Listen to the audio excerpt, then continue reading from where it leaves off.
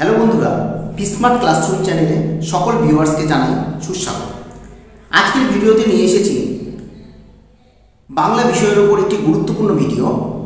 বাংলা ব্যাকরণের উপর গুরুত্বপূর্ণ টপিক, কতগুলি প্রশ্ন উত্তর, যেগুলি আপকামিং পিএসসি এবং এসএলএসটি যে পরীক্ষা হতে চলেছে তার জন্য গুরুত্বপূর্ণ হবে আজকের এই ভিডিওটি, যেখানে থাকছে বাংলা গ্রামারের উপর কারক ও বিভক্তি এক কথায় প্রকাশ, সন্ধিবিচ্ছেদ, সমাস এবং প্রত্যয়ের মতো গুরুত্বপূর্ণ কিছু টপিক, যেগুলি পিএসসি বাংলা বিষয়ের উপর যথেষ্ট প্রভাব পড়বে এবং এই প্রশ্ন উত্তরগুলি যথেষ্ট সাহায্য করবে পরবর্তী এক্সামের জন্য।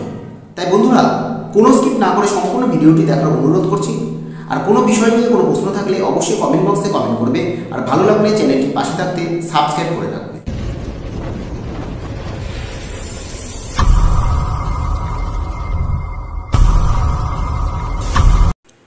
আজকের ক্লাসটি সম্পূর্ণরূপে পিএসসি বাংলা ব্যাকরণ বিষয়ের উপর একটি ক্লাস, যে 2025 সালে পরীক্ষা হতে চলেছে সেটাকে লক্ষ্য করে আজকের আমি ব্যাকরণ ক্লাস নিয়ে চলে এসেছি।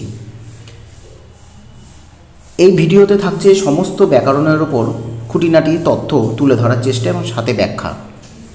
তাহলে আজকের সেটের প্রথম প্রশ্ন রয়েছে, নিরোধ শব্দটি সঠিক সন্ধিবিচ্ছেদ করলে কি হবে?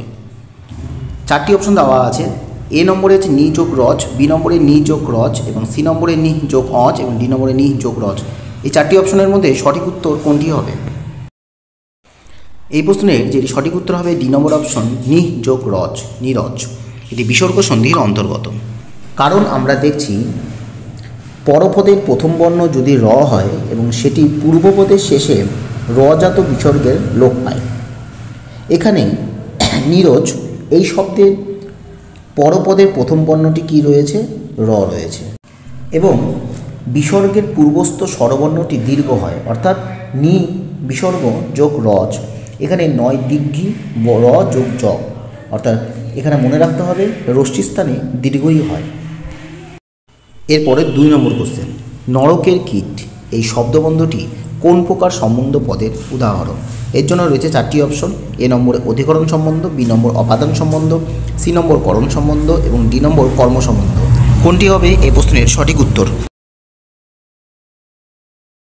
এই প্রশ্নের সঠিক উত্তর হবে এ নম্বর অপশন, অধিকরণ সম্বন্ধ পদ। নরকের কীট হলো অধিকরণ সম্বন্ধ পদ। কারণ আমরা জানি পরবর্তী বিশেষ্যর সাথে কোনো সম্বন্ধ থাকলে র বা এর বিভক্তিযুক্ত পূর্ববর্তী বিশেষ্য বা সর্বনামকে সম্বন্ধ পদ বলে।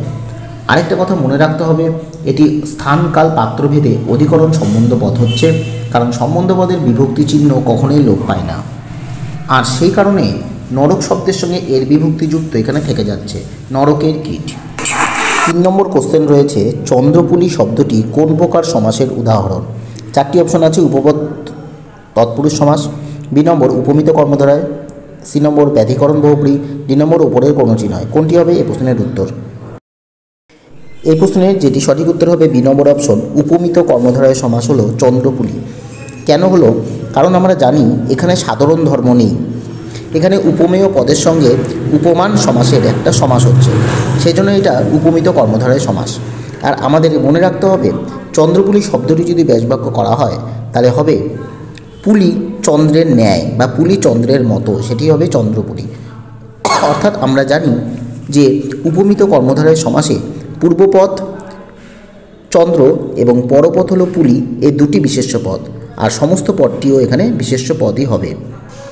কারণ আমরা জানি চন্দ্রপুলি এই বিশেষ্য ধর্ম পদটি প্রধান বক্তব্য বিষয় হলো এখানে উপমেয়, অর্থাৎ পুলি হলো এখানে উপমেয় এবং চন্দ্র যার সঙ্গে তুলনা করা হচ্ছে সেটি হলো উপমা। সে কারণে প্রধান বক্তব্যকে চন্দ্রের সঙ্গে তুলনা করা হচ্ছে, তো এই জন্য ব্যাসবাক্য হয়েছে পুলি চন্দ্রের মতো।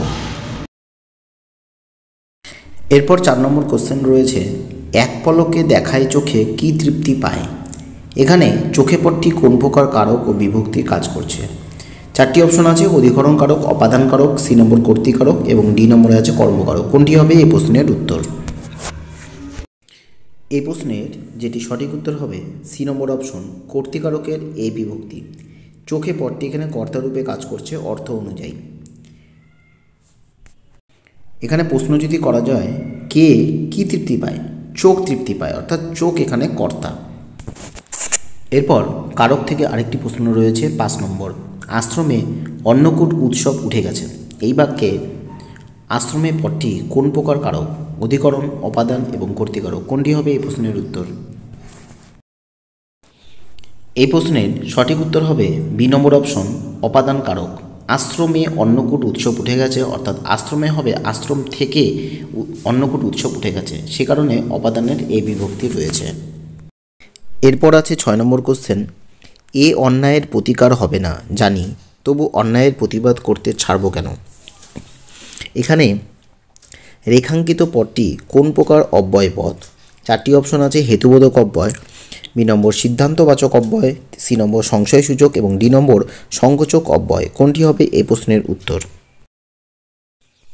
এই প্রশ্নের যেটি উত্তর হলো ডি নম্বর অপশন, সংকোচক অব্যয়। তবু হলো এটি সংকোচক অব্যয়। আমরা জানি সংকোচক অব্যয়ের ক্ষেত্রে কিন্তু, অথচ, তথাপি, বরঞ্চ, তবুও এই সমস্ত পদগুলি ব্যবহার করা হয়। এছাড়াও আরও কিছু সংকোচক অব্যয় গুরুত্বপূর্ণ, যেমন পক্ষান্তরে, আবার, উপরন্তু, এই সমস্ত পদ। এরপর রয়েছে 7 নম্বর কোশ্চেন। কম্ভু গম্ভীর এই শব্দটি নিচের কোন সমাসের উদাহরণ? 4টি অপশন আছে। তৎপুরুষ, কর্মধারয়, অব্যয়ীভাব না বহুব্রী। 4টি অপশনের মধ্যে কোনটি হবে এই প্রশ্নের উত্তর?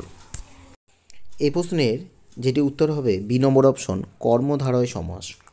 কম্ভু গম্ভীর আমরা দেখতে পাচ্ছি এই সমাসটি উপমানের সাথে সাধারণ ধর্মের একটি সমাস তৈরি করেছে, যেটি হলো উপমান কর্মধারয় সমাস। এটি হবে উপমান কর্মধারয় সমাস। কম্ভু গম্ভীর এই পদটি যদি আমরা ব্যাসবাক্য করি তাহলে হবে কম্ভুর মতো গম্ভীর। এই সমাসে আমরা দেখতে পাচ্ছি উপমান পদটি প্রথমে রয়েছে, তারপরে রয়েছে সাদৃশ্যবাচক এবং সবার শেষে সাধারণ ধর্মবাচক পদ। কার মতন গম্ভীর? কম্ভুর মতন এখানে গম্ভীর বোঝানো হচ্ছে।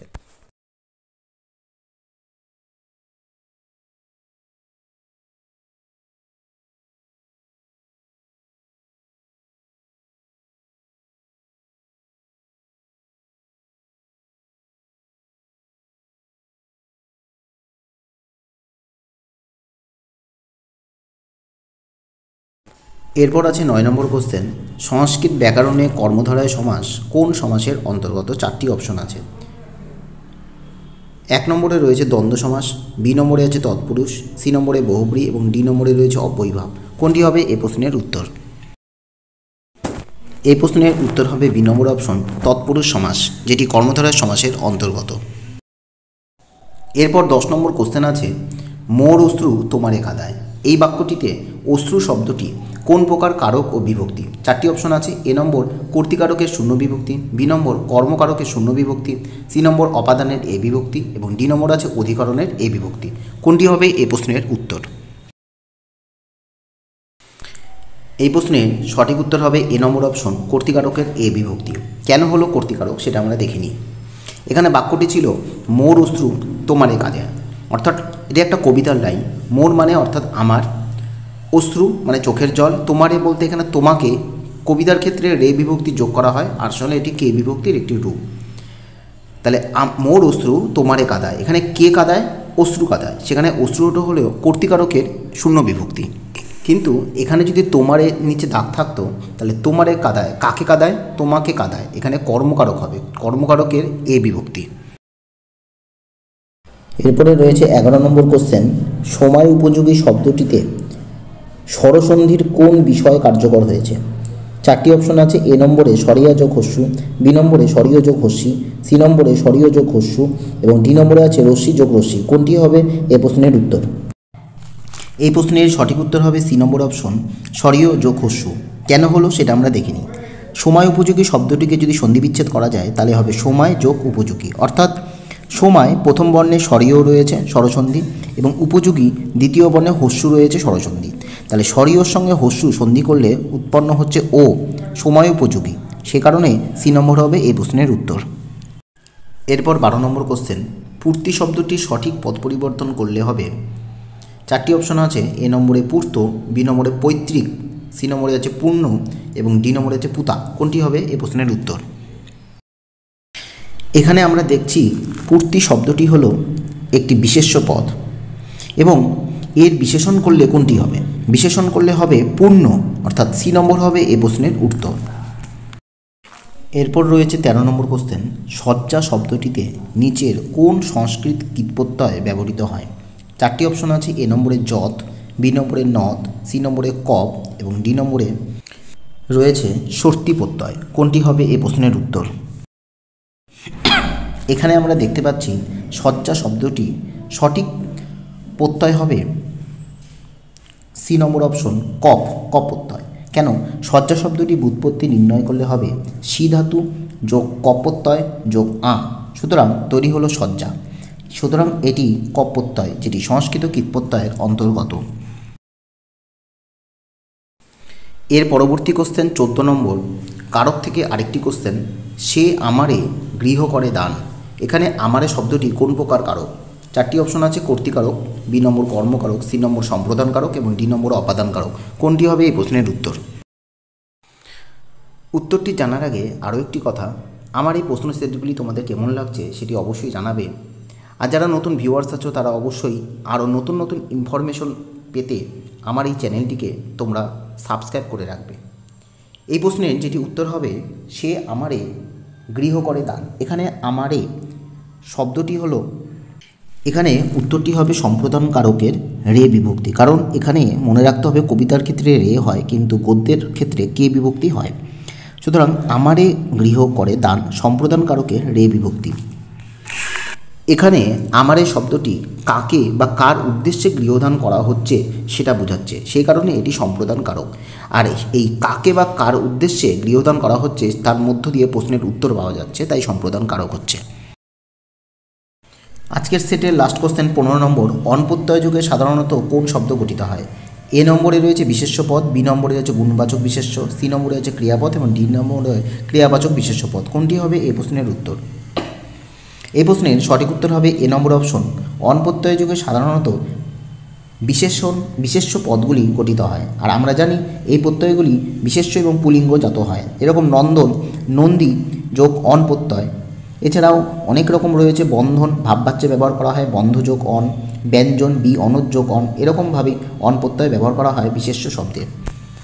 আজকে শেষ করলাম বাংলা ব্যাকরণ থেকে এই কয়েকটি গুরুত্বপূর্ণ প্রশ্ন, যেগুলি পিএসসি এবং আপকামিং এসএলএসটি পরীক্ষার জন্য গুরুত্বপূর্ণ। ধন্যবাদ।